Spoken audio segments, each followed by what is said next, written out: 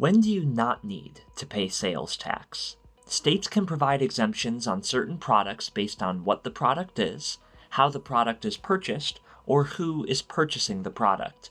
It's vital that sellers and customers keep proper documentation to support their request for exemptions. Documentation can include certificates, purchase orders, registration numbers, and more. Keep in mind, some exemptions need to be renewed, with renewal dates changing from state to state.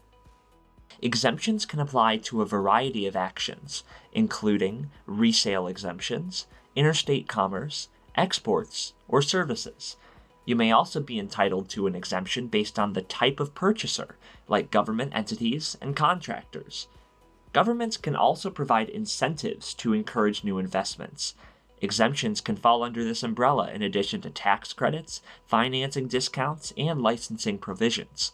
Find out more at salestaxinstitute.com.